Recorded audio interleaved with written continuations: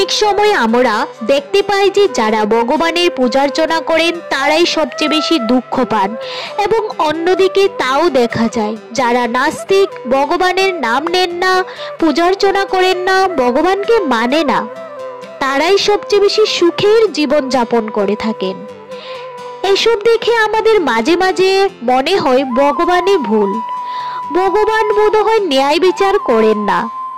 বন্ধুরা, এই ভিডিওর মধ্যে এর আসল কারণটি তুলে ধরা হয়েছে। ভগবান ভোলানাথ স্বয়ং এই প্রশ্নের উত্তর দিয়েছেন। এই প্রশ্নের উত্তরটি ভগবান ভোলানাথ নারদ মুনিকে দিয়েছিলেন। এর বর্ণনা আমাদের শিব পুরাণে রয়েছে। আপনাদের সবাইকে নমস্কার জানিয়ে আজকের কাহিনীটা শুরু করছি। একবার কৈলাস পর্বতে মহাদেবের কাছে নারদ মুনি যান। নারদ মুনিকে খুব চিন্তিত লাগছিল। ভগবান শিব তার কারণ জানতে চাইলেন। তখন নারদ মুনি তাকে প্রথমে প্রণাম জানালেন, তারপর ভোলানাথকে বললেন, হে ভোলানাথ, হে দেবাদিদেব, আমার মনে একটা প্রশ্ন আছে, কৃপা করে এর উত্তরটা আমাকে দিন। যারা বেশি ভগবানের পূজা পাঠ করে তারা কেন বেশি দুঃখিত ও চিন্তামগ্ন থাকে, এবং যারা ভগবানের পূজার্চনা করেন না, ভগবানের নাম নেন না ঠিক করে, তারা কেন সুখী? তখন ভগবান ভোলানাথ বলল, তাহলে শোনো। একজন গুরুদেবের দুজন শিষ্য ছিল। দুজনের মধ্যে এটাই পার্থক্য ছিল যে একজন ছিল আস্তিক, যে ভগবানকে মানত, আরেকজন ছিল নাস্তিক, যে ভগবানকে মানত না, ভগবানের নাম শুনতেই পারত না। আস্তিক ভক্তটা যেখানেই শুনতো যে ভগবানের পূজার্চনা হচ্ছে, ভগবানের নাম গান হচ্ছে, সে সেখানেই দৌড়ে চলে যেত। আর নাস্তিক ভক্তটা ছিল বাজে অভ্যাস, বাজে সঙ্গ, খাবার দাবারও ছিল বাজে। সে মদ্যপান করত। একদিন সে মদ্যপান করে বাড়ি ফিরছিল।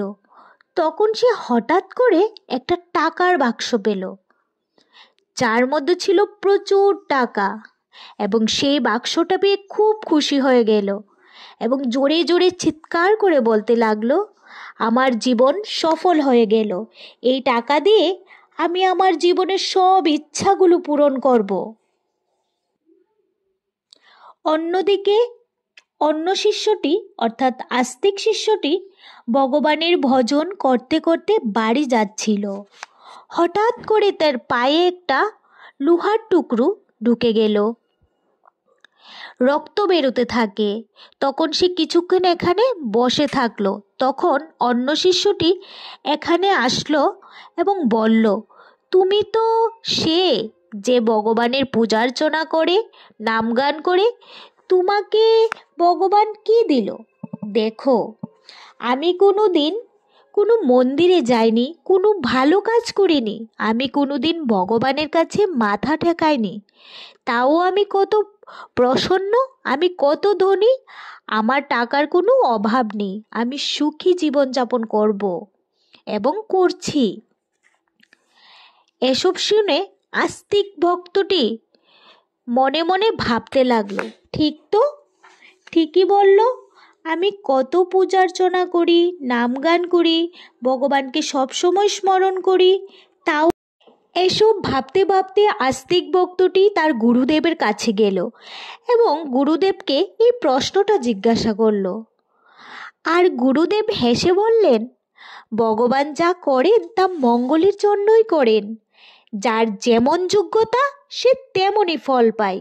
তুমি কি জানো তোমার পায়ে লোহার টুকরো কেন ঢুকলো এবং তাকে বাক্সভর্তি টাকা কেন দেওয়া হলো? তুমি আগের জন্মে অনেক পাপ করেছিলে, তাই তোমার আজকেই মৃত্যু হওয়ার কথা ছিল, কিন্তু তুমি বেঁচে গেলে কারণ তুমি মন্দিরে গিয়েছিলে, ভগবানের পুজো করছিলে, ভগবানের নাম গান করছিলে, এই কারণেই তুমি এখনো বেঁচে আছো। তোমার মৃত্যুর পরিবর্তে শুধুমাত্র একটি লোহার টুকরো বিঁধেছে।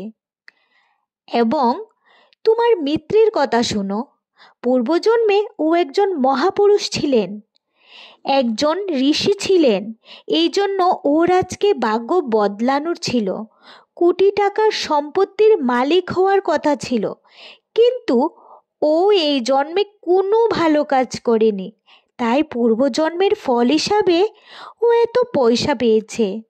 কিন্তু তার এই জন্মে কোটি টাকার মালিক হওয়ার কথা ছিল, কিন্তু সে তার এই জন্মের কর্মের ফলে পেল না। তখন গুরুদেব বলল, হে শিষ্য, ভগবানকে দোষ দেওয়া ছাড়া নিজের বর্তমানকে ভালো করো, ভালো কাজে ব্যবহার করো।